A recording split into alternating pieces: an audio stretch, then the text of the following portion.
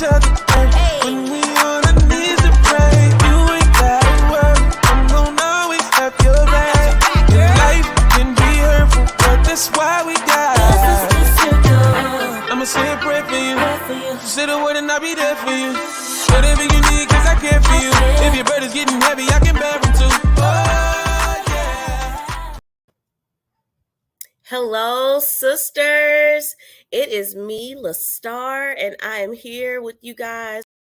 Amazing treat for tonight. Tonight we have one of my colleagues, Nikedra Brown. She is a nurse practitioner, and she is going to help us to learn how to drop the weight and just give us some tips and some points on how to be better and healthier people and healthier women as we strive for greatness in the kingdom. I'm just going to tell you a little bit about Nikedra. So Nikedra has been a nurse practitioner for over 17 years. And she has been able to work in a variety of settings. She is a wife and a mother of two. She's been in healthcare for over 20 years. She obtained her undergraduate degree from UNC Chapel Hill, and she obtained her master's from Duke University School of Nursing. She loves all things health and all things chronic illness. And she is going to help us so greatly in trying to prevent chronic illnesses, because that is one of the greatest things that Nikedra does. Her favorite things are coffee, cards, and Target, for those who don't know what Target is. Another thing about Nikedra, she is also the author of Stoked by Love. And she's, please correct me if I'm wrong when you do come on, Nikedra. And Nikedra is coming to bless us. Here's Nikedra. Thank you, Star. So good to be here tonight. Welcome to everybody who is hopping on and coming to learn how to drop the weight. Hope you're gonna hang in here with me. So I am able to see the chat, so I'll be asking some interactive questions to get you all excited, to help keep you interested and motivated, and to just help you learn how to drop the weight. So hopefully I can get my slides up on the screen. Yep. And hopefully you can see them too, so that we can go through this together. Now, I have been given a somewhat large task of generalizing how to drop the weight and talk through this in about 30 minutes. So y'all hang in here with me. We'll get through it. We're going to understand weight tonight. We're going to define obesity, talk about chronic illnesses, understand and explain how to drop the weight. You're going to make 3 action items of your own and next steps on how to reach your own goals. And then we're going to have a call to action challenge. So what qualifies me? So let's start with over in brief, a lot that is in my bio, but I have been a nurse practitioner for about 17 years, have done a variety of healthcare in different settings. My favorite is underserved, uninsured populations. I'm a founder of a nonprofit, Zing Life Services, where we educate minorities and those underserved to help improve statistics as it relates to minority health. I also am a health coach, so I teach women, particularly minority women, how to get back in control of their health. Wife, mother of 2, friend of too many, and most of all, a child of the Most High. So let's talk about you. If you are thinking about yourselves right now, what number would you give your current state of health on a scale of 0 to 10? I want to see some numbers in the comments. What number would you give your current state of health, your general health, on a scale of 0 to 10? 0 being not healthy at all, and 10 being in the best state of health that you could possibly be in. It may take you just a few seconds to think about that, but what number would you say you are right now? And then follow that up with what number would you want to be? So pick a number where you think you are right this very minute, and then choose the number where you would want to be. And then think about if you could just get one wish, you just had one wish as it relates to your health, what would you make that one wish be? If you want to, you can put those wishes up as well. But what would your one wish be if you had the opportunity to change your health? So let's talk about weight, because this is thrown around quite often. You know, if you go to your primary care provider's office, the first thing you do is what? Step on the scale. So weight is the amounts that a thing weighs, particularly you, when you're stepping up on a scale and weighing yourself or something. You might weigh your food or many other things we weigh.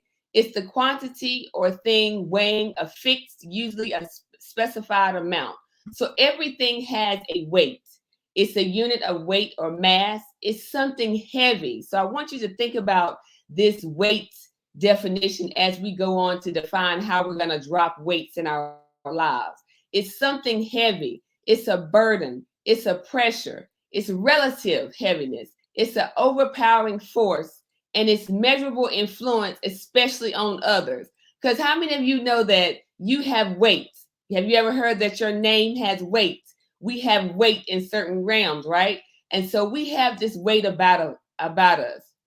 We're going to use for our key text tonight, Hebrews 12:1.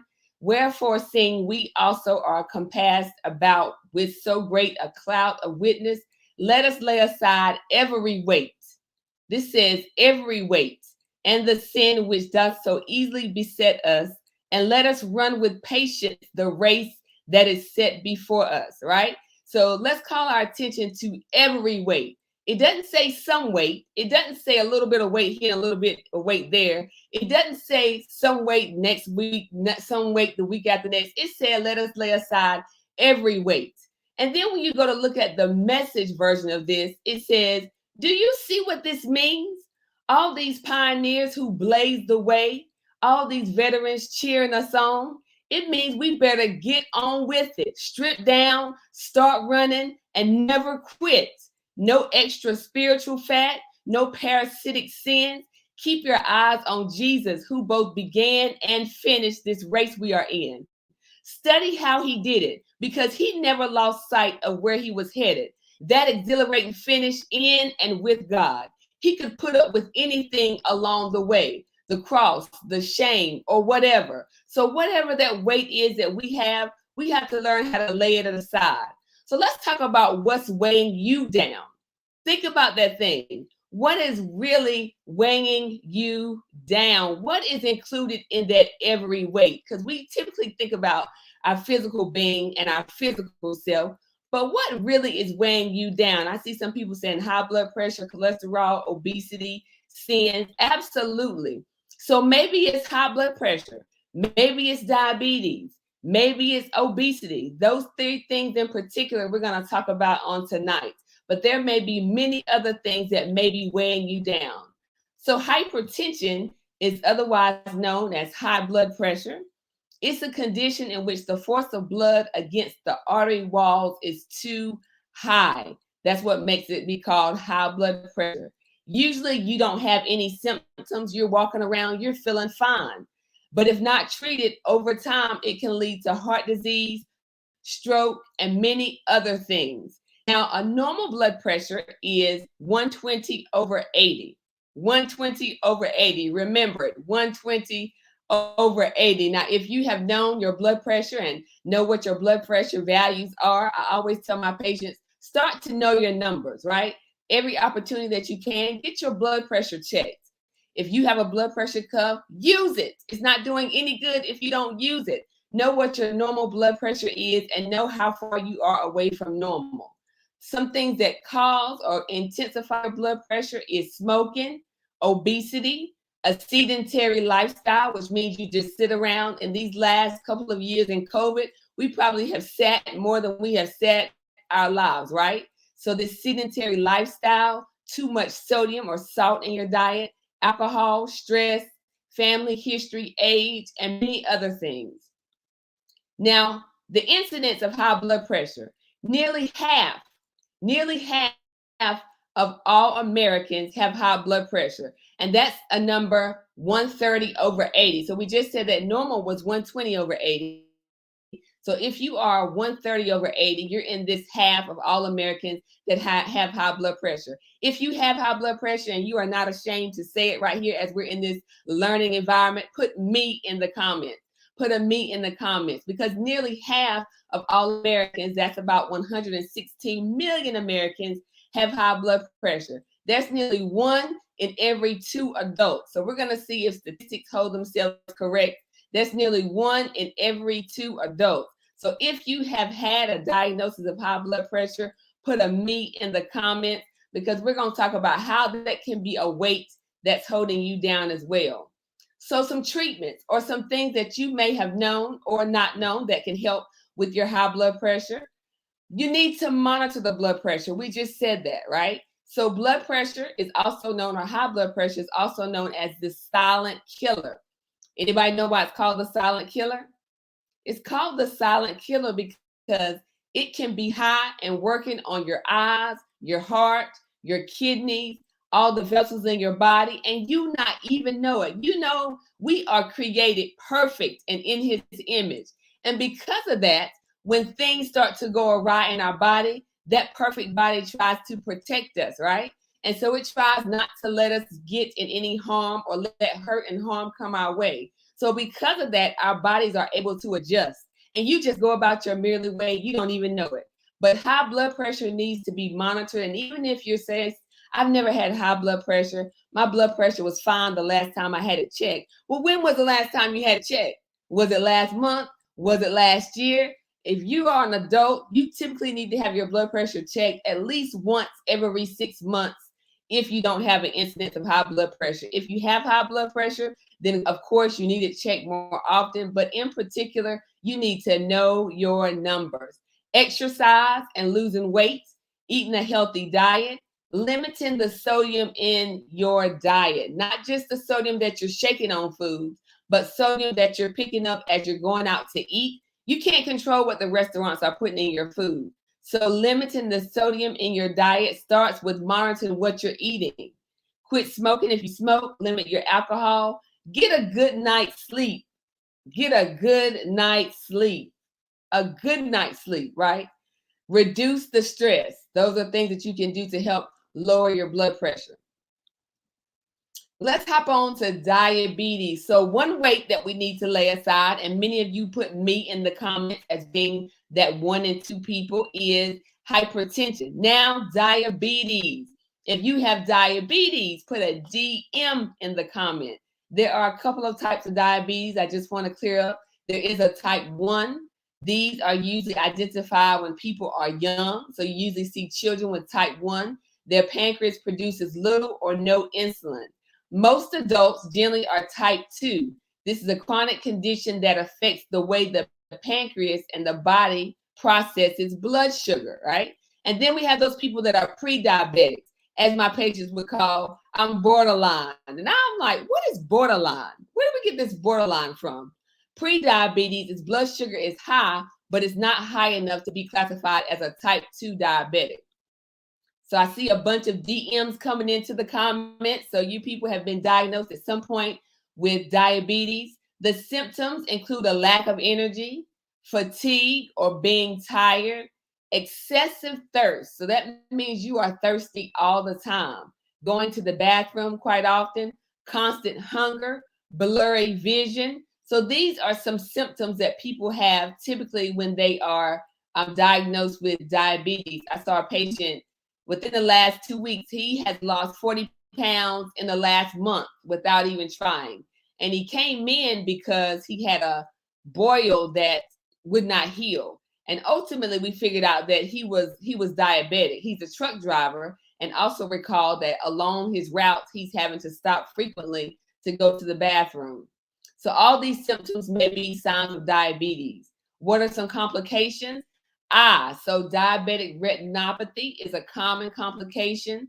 Feeling of numbness in the hands and feet, also called neuropathy, is a chronic complication. Kidney disease. Do you know that most people who are in dialysis and on dialysis have end-stage renal disease secondary to either diabetes or high blood pressure? Gum disease, and also heart attack or stroke. So all these could be complications to diabetes. Again, you should know your numbers. You should know what your blood sugar range is. You should know what your hemoglobin A1C is. You should know your numbers because it is important for you to know your numbers so that you will know how to drop the weight, right? Drop the weight that is consuming you as it relates to your diabetes and how these complications can impact your life. Management. So diabetes can be managed effectively, and in some cases it can be, and some people say, reverse. You need to check your blood sugars. We just talked about that. Take your medicines, y'all. If you have medicines ordered, take your medicines. It doesn't mean that you have to necessarily be on these medicines forever, but I always tell my patients, we like to preserve the kidney, the heart, and your vital organs while we can in the here and now, right? We need to preserve what we are in the here and now. We can let tomorrow worry about tomorrow, but today we need your kidneys, we need your brain, we need your heart in the best care that it can be. So take your medicines, y'all. Eat foods high in fiber and healthy carbohydrates. So get with a nutrition that can help you figure out what healthy carbohydrates are. These would not be candy and cakes and chips. Figure out what healthy carbohydrates are. Eat at regular intervals. How many of my diabetics say, oh, I don't eat breakfast? Oh, I didn't eat yet, and it's 1 o'clock. Why y'all not eating? Why you not eating? You have to eat. That does not help when you don't eat, because you need to make sure your body is on a regular routine, and you need to make sure that you can process and take your medicines like you're supposed to. Listen to your body. Stop when you're full. How many of y'all went out to cookouts and family gatherings this past weekend? How many of y'all ate past the point when you knew you were full? You knew you had too much, but you just had to have one more piece of this or one more slice of that. Listen to your body and stop when it's full. You want to manage your weight. And also you should get at least a half hour of physical activity per day. In the example I just gave you, he was a truck driver. So he got very little physical activity per day because he was driving trucks. So I bargained with him, when you stop to use the bathroom, you need to make sure you're walking at least 5 or 10 minutes when you get out of, you got to get out your truck anyway. So go ahead and get you 5 or 10 minutes of walking into your routine. Obesity. So this is the one that most people think of as it relates to weight. Obesity. So let's talk about it. Obesity is a complex problem that goes beyond appearance. Obesity increases the risk for other diseases such as heart problems, heart disease, diabetes, high blood pressure, and even certain cancers. Cancer cells love sugar, right? Weight loss can improve or prevent health problems associated with obesity. So we just talked about one of the treatments for hypertension is what? Lose weight. One of the treatments for diabetes is what? Lose weight. You see where I'm going? You see where I'm going with this? Losing weight. You only need to lose about 5% of your body weight to see some improvement in your blood pressure. So if you're 200 pounds, 10% of that is 20 pounds. 5% is going to be 10 pounds. Just 10 pounds. Just 10 pounds of weight, and you might be able to lay aside those weights that so easily beset you, right? So let's think about obesity. Obesity means you need to have a healthier diet. You got to increase your physical activity. How much time do y'all really spend in dedicated physical activity? Let me hear this right now. How much time do you actually spend in dedicated physical activity? I'm going to not necessarily go to the gym. It can be, I'm going to go outside for a walk. I'm going to walk around in my house. I'm going to do an exercise video, or I'm just going to walk in the parking lot on my lunchtime. How much time, tell me right now, how much time do you actually spend in dedicated physical activity? Not necessarily I am doing things in my house. I'm talking about dedicated time where you say, okay, I'm going to take this time and really start exercising. Healthier diet, increased physical activity, behavior changes. We got to change some behavior before we can even change the way our body looks. Our mindset shift. It starts up here, right? It starts up here in the mind first, because once you start thinking about it, then you can actually do it, right? It starts in your mind. Medications, and then some people even have some weight loss procedures. So there are many things you can do to help with your obesity or help you to lose weight. The very first thing you need to do is watch what you eat. Have you ever heard you are what you eat? You certainly are. You are what you eat. Think about what you eat in the majority right now. What is your diet consumed or consistent of in the majority right now? Is it fast food all the time? You're stopping on the go, you're eating here and there. Think about what your diet consists of in the majority right now and see if that is a direct reflection of where your health status is. Thank y'all for putting how much exercise you're getting in per week. Thank you so much. So think about how much you eat, and you know you shouldn't be eating. See if that is a direct reflection on where you are right now as it relates to your health, because you are what you eat. You are what you eat. And so if I had a subtitle to this whole conversation, and I know we are getting closer to the time, so if anybody has questions, I think I can entertain some questions and I can see them. The subtitle of this would be "The Wait is Over." The wait, the WAIT, is over. So while we are dropping the WEIGHT, the wait is over, right? So I am going to put y'all up to a challenge. How do you drop weight? We just talked about some things that you can do to drop weight. How do you all drop weight? Is anybody up for the challenge? Let me hear if anybody's up for the challenge. Put a yes in the comments if you are going to be up to the challenge. Now, when you think about if you're up to the challenge, I want you to just think for a minute. When somebody gives you something, right? Let's say a lawnmower. For those of you who may be mowing yards, we're just going to use a lawnmower for example. If somebody gives you something, lets you use their lawnmower and mow your yard, or lets you borrow something, when was the last time you borrowed something from somebody and you had to give it back?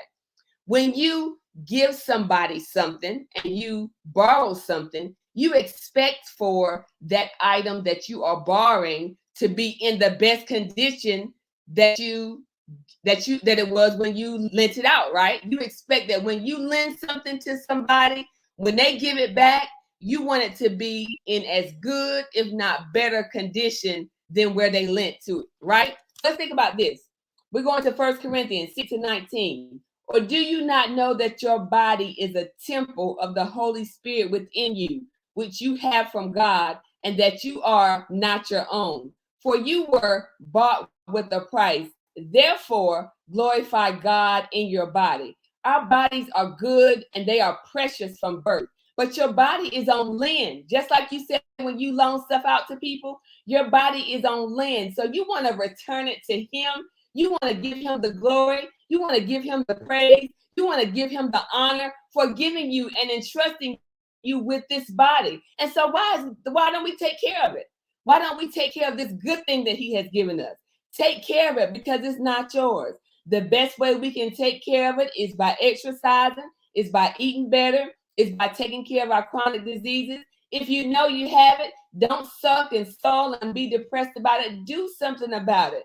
Exercise physically, mentally, and spiritually, and you have the Holy Spirit in your body, so don't take it lightly. Carry out your purpose, do the will of God, and thrive, y'all. Thrive. These bodies of y'all are meant to thrive. They are meant to survive and thrive. So if you don't like exercise, you better put on some prayer shoes and some marching shoes and get to marching and moving. Put yourself in the presence of God. Get you some worship, praise, and music, and get to moving, because it is time that you give these bodies back to Him. How dare you? How dare you treat your body the way that you have been treated and then call yourself in His likeness and in His image? How dare you? We've got to get better. And I'm talking to myself, because at times I don't feel like doing all the things that I should do. At times I don't feel like eating what I'm supposed to eat, doing what I'm supposed to do. But we have to do these things if we are to carry out our purpose and our will. So the wait is over, y'all. So I see a lot of y'all willing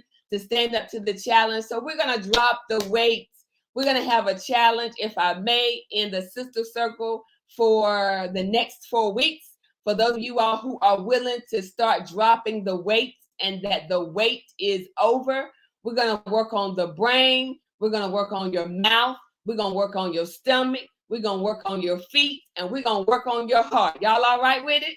All right, now, you okay with it? So when we talk about dropping the weights in your brain, we're going to work on sleep and the mindset that you have around sleep. We're going to work on what you're drinking, what you're putting in your mouth. We're going to work on that. We're going to work on your stomach, what you're putting in your stomach.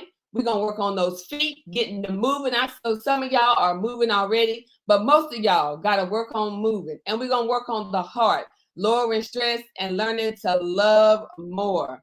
And so this Drop the Weight challenge, hopefully we can start it on Monday. I do need to get clearance from the group and from the advisors to see if we are going to be able to do this. But hopefully we'll be able to start this on Monday, and it's going to run for 4 weeks. Every week, you're going to be challenged to drop one of these things as it relates to weight. And at the end of these 4 weeks, I want you to look back and see just how much weight you drop. Not necessarily physical weight. Now, we can keep track with that, but we want to drop the weight that is burdening us down as it relates to our mindset. We want to drop the weight that is holding us down as it relates to how we eat, what we're drinking, why we're not getting moving. We want to drop some of this weight that is easily holding us back, because we need to lay aside what weight? We need to lay aside every weight, not just some of the weight. You don't pick and choose which weights you want to lay aside. We want to lay aside every weight. So each week is going to build on the week before. Every week, I'm going to give you small to-dos of what you're going to need to do for that week. We're going to get together. Hopefully, again, I need to run this by the administration in the group, but every week there'll be something for you to do. And at the end of the 4 weeks, you should be able to look back and see where you have come. So if you're going to participate in the challenge, remember at the beginning, there were in the objectives 3 things. I want you to put 3 things that you really want to accomplish as it relates to your health, right?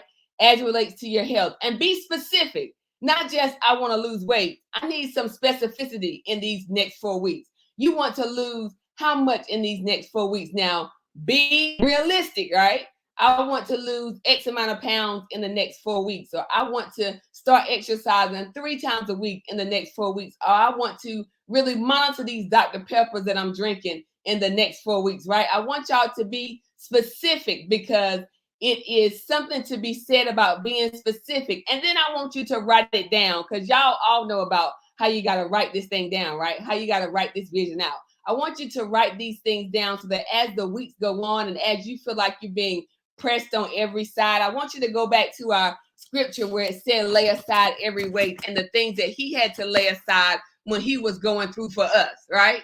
How he had to lay aside some things when he was going through for us. So how is it so hard for us to lay aside a Dr. Pepper? How is it for us to lay aside some chips? How is it so hard for us to lay aside some cake and candy when he had to lay aside some things, y'all, to go through for us, right? So y'all are going to lose weight. You're going to decrease your chronic health conditions. Remember, we said just 5%.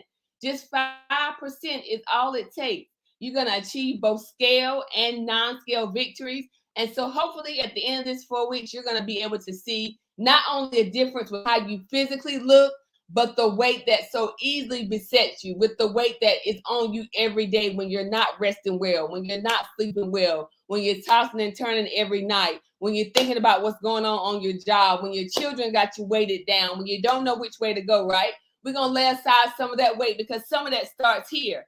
And some of that is why you can't lose weight, because you up at night eating, because you're worried about stuff, right? We got to lay aside those things. And so this is the challenge. Week 1, we're going to deal with the heart and the mouth. Week 2, the heart, mouth, and feet. Week 3, heart, mouth, stomach, and feet. Week 4, the heart, the mouth, the stomach, the feet, and the brain. So we're going to pull it all together in week 4. So by about the beginning of October, I'm really going to see who's laying aside every weight, right? And about the first week in October, we really going to be going through the trenches then. We're going to really be laying aside some weight.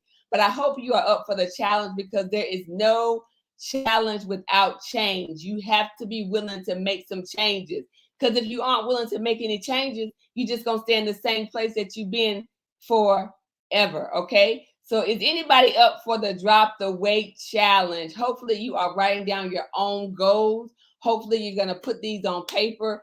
Once the team and administration gives me the go ahead, I will send the information every week, what needs to be posted and how you can figure out what you're going to do each week. And then hopefully I'll be able to pop in and see what we're going to do as it relates to check in. Y'all have each other to check in. It's all one sister circle. So y'all be there for each other. So challenge accepted. Yes, there's no challenge without change. It looks like I did this in under 30 minutes. Whoop, whoop.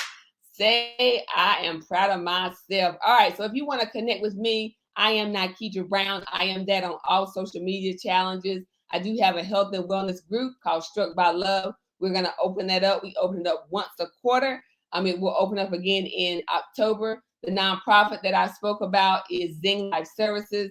And again, I hope you all are ready and up for the challenge. And so if you are, get yourself geared up, all in. Hopefully we can start it on Monday. So yep, Monday we are going all in. Get ready to lay aside those things that are weighing you down. And while you're writing your 3 goals, write on the opposite side of the page what weights are weighing you down, right? What weights are weighing you down?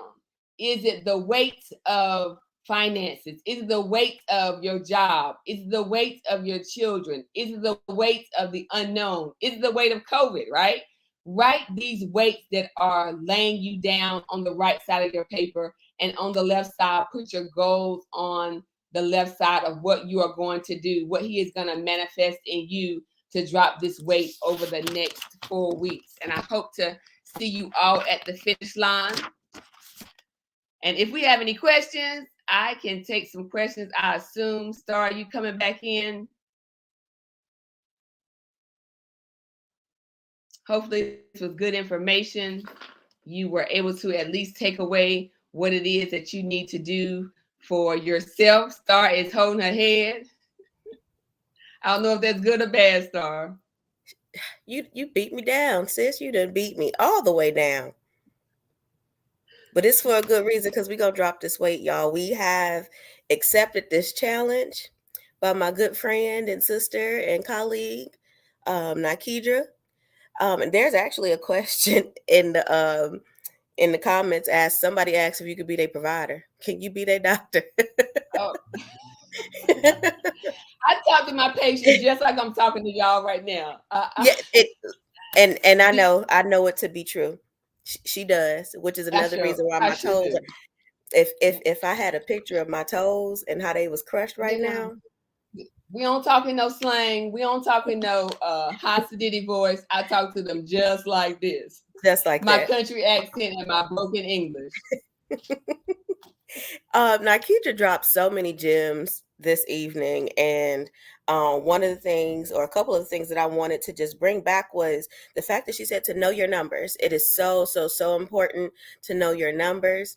Make sure that when you're going to the doctor, you're writing down your blood pressures if they don't give you an after visit summary or something stating what your blood pressures and your numbers were while you were at the doctor. And then if you are diabetic, if they're doing your lab work, get those labs, keep those labs with you so you'll know what your A1C is and you can compare them the next time you get them done. So knowing your numbers. Another big thing that Nikedra spoke about was dropping every weight, not just the physical weight, but the weight that lays in on our mind, the weight that lays in on our hearts, the weight that lays in on our guts, all of it. We have to drop every weight, as she said. It was just, everything was just so good, Nikedra. It was just so good. And I am excited about this Drop the Weight series that we are getting ready to do. And I am going to do my very best to make sure that every week we have some sort of reminder, whether it be me posting or we'll figure out something. But we are going to accept this challenge and we are going to move forward, and we are going to do a recap at the end of these 4 weeks to see how much weight we actually have dropped. And I'm not talking about just physical weight. We're talking about all the weights, all those things that hold us down. We actually have a drop the weight day. So I'm interested to see what that's going to look like too, once we get to the drop the weight day. Remember, y'all, write down your 3 things, the 3 things you want to accomplish, and make sure that you be specific. Oh, that one thing that really bammed me up, Nikedra. You said, "How dare you?" Oh, how dare we mess up this body? How dare we? We got these bodies on layaway. They not ours. We got to get these back.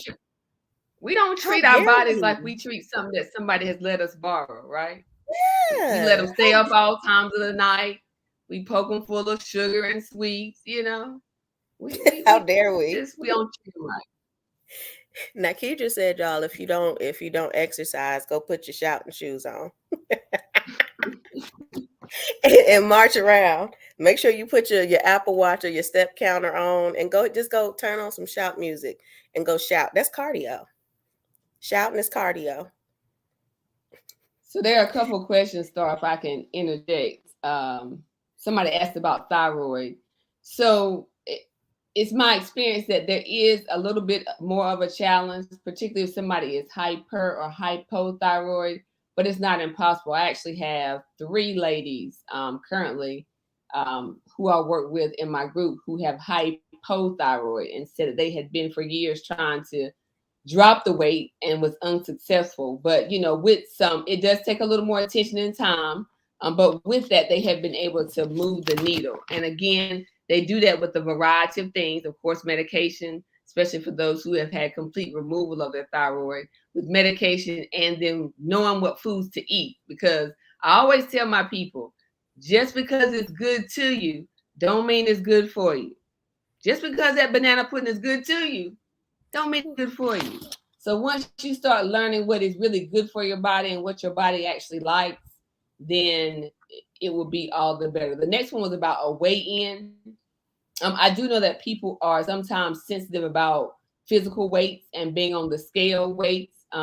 So we would have to gauge that on a kind of if you want to share, and we'll have to figure out. I'll have to get with Star again if we're able to carry this out. I'll get with the Star on how we can do some check-in and some accountability checks just to make sure that people who want to participate can participate and not feel threatened or shamed because of what they are sharing, because this is meant for you to lay aside every weight, right? And so if you're laying aside the weight, you're laying aside the shame, you're laying aside the guilt, you're laying aside all that. So we got to come with a free spirit.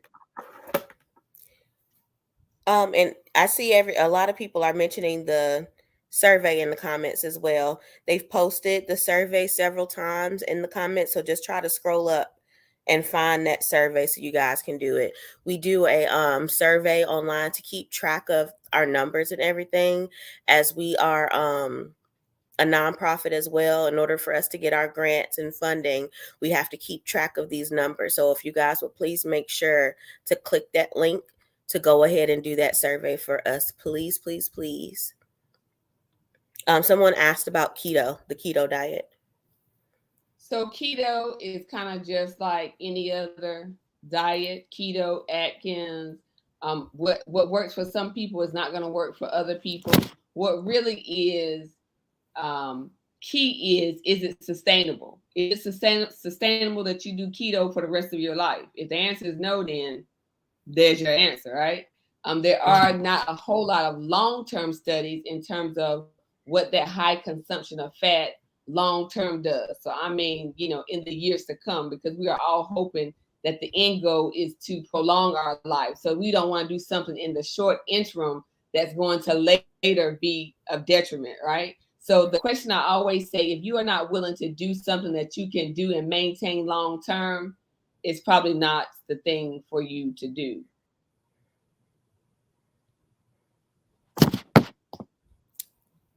At the beginning of your teaching, Nakidra, you said that half of the population has high blood pressure, and you had us to put in the numbers who had high blood pressure.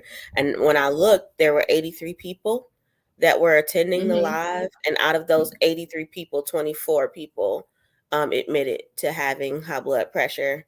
And also of those 83, 11 of those people admitted to having diabetes as well. Diabetes. Mm-hmm. And that would be of the people who are diagnosed. Because we also Correct. know there's a subset of people who, are not diagnosed. So, yeah, the numbers will tell you the true story. Yep. Well, if we don't have any more questions, here's another one. One more question. Well, there's one about having a vegan lifestyle, the pros and cons. And then what's a good daily diet for a common person? So with vegans, vegans, of course, aren't eating variations of meat. Meat is how you get protein. Protein is a macronutrient. So you need fat, you need protein, and you need some degree of carbohydrates. So just know if you're vegan and you're not getting protein, the body then wants to overcompensate simply with carbohydrates. And because some of the products and substitutions that you eat because you don't eat meat are low key full of carbohydrates and fillers, that is sometimes why you are in this stagnant place. So being vegan is good. It just means that you then have to watch how you get your complete proteins, because there aren't a lot of other things that will give you complete proteins other than meat itself. And since you aren't eating meat, you just have to make sure you're getting those complete proteins and all your vitamins and minerals everywhere else, and making sure you're not overcompensating with carbohydrates just because it's not meat. Just because it's good to you don't mean it's good for you, right? So you do have to be mindful of that. What was the other one? A good example of a diet for a day, a typical diet. So lots of labels do a good job now at looking at calorie consumption.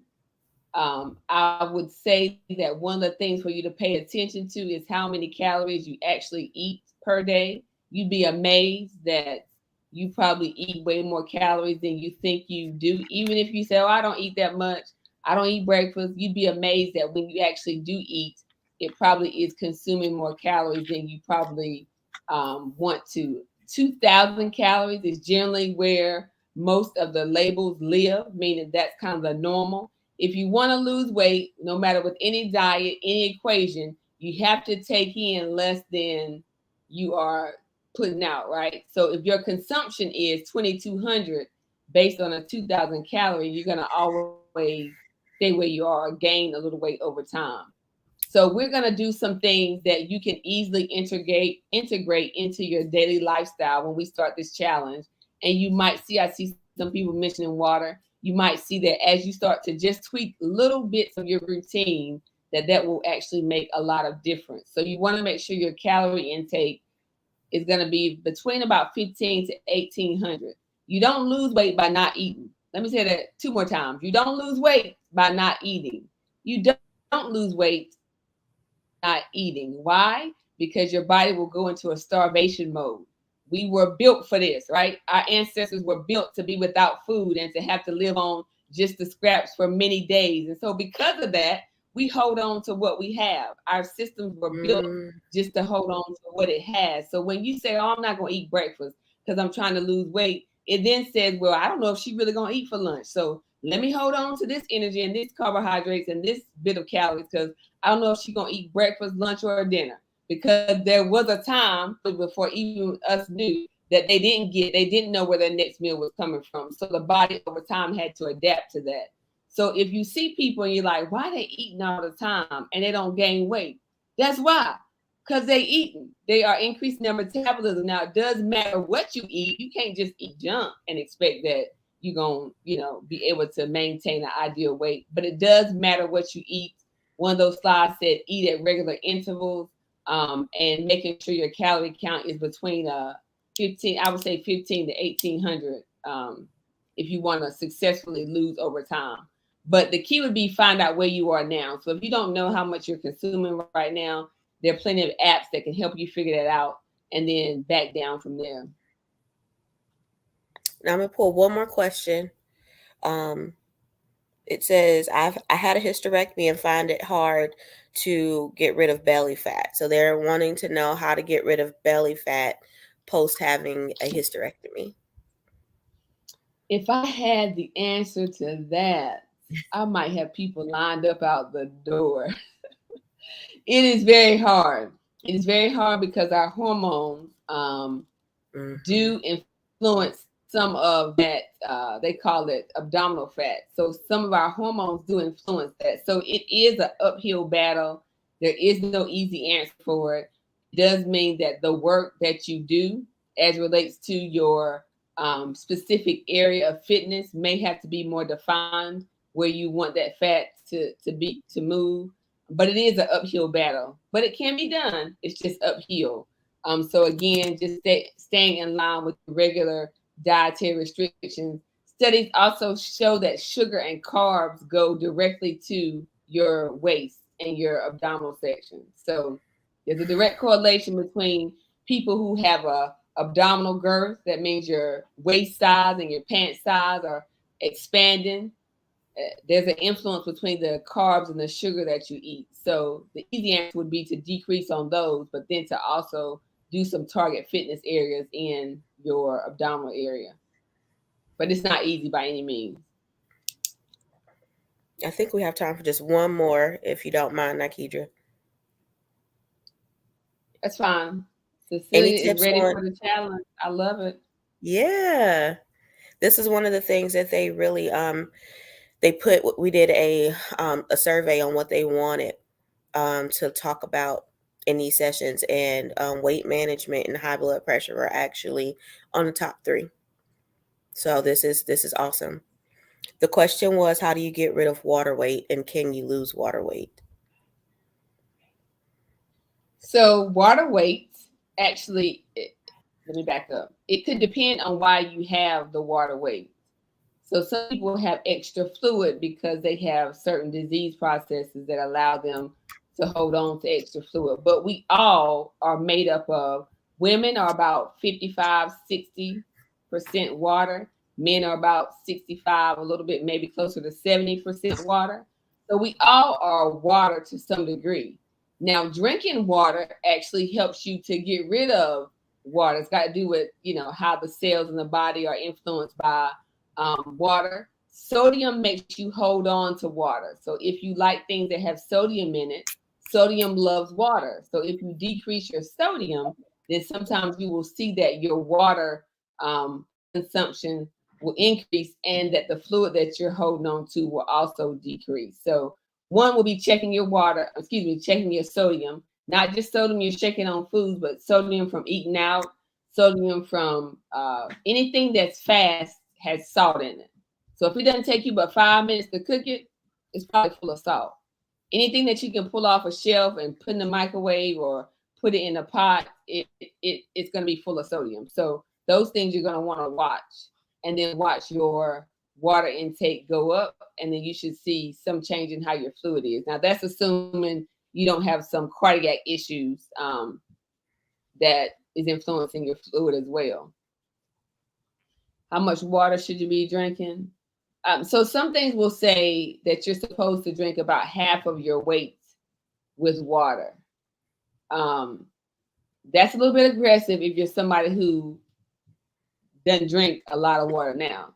So generally, I like to start people off slow and go up. Now, I am somebody who is not the best water drinker. It's always on my list, right? It's always on my goal list to drink water, but it's not because I'm drinking a lot of anything else, even though I do love coffee. It's not because I'm drinking a lot of anything else. It's just I don't drink a lot of anything, especially if I'm in clinic, I'm seeing patients. Y'all may be at work and you just aren't drinking anything. So the best way I found is to put a bottle so you can see it. Put it where you can see it, not in your lunch bag, not in the refrigerator. It needs to be where you can see it. And every time you make eye contact with the bottle, you need to drink something out of it. And so that way you can gradually increase your water intake. I like 4 16-ounce bottles of water per day. That's kind of a sweet spot for most people.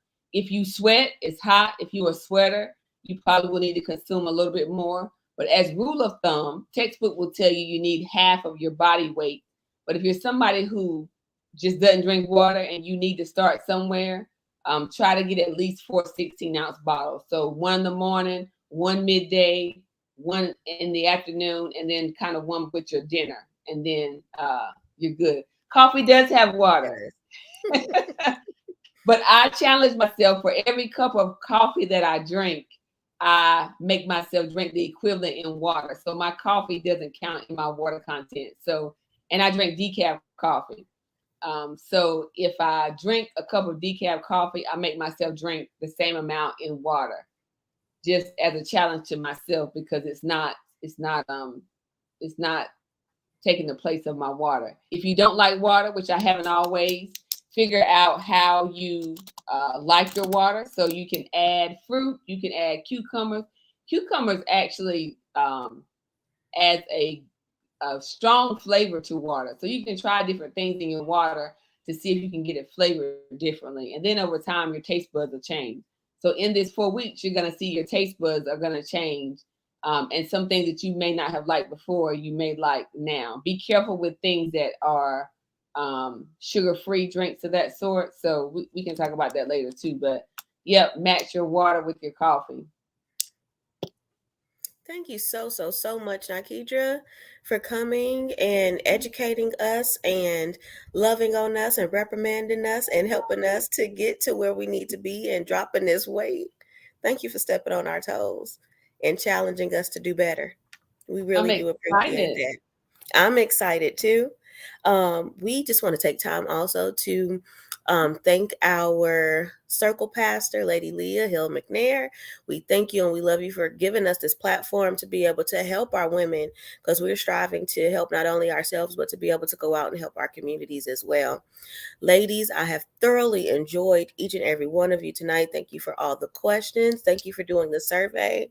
And if you can, drop that $5 seed for us at $ Sister Circle INC.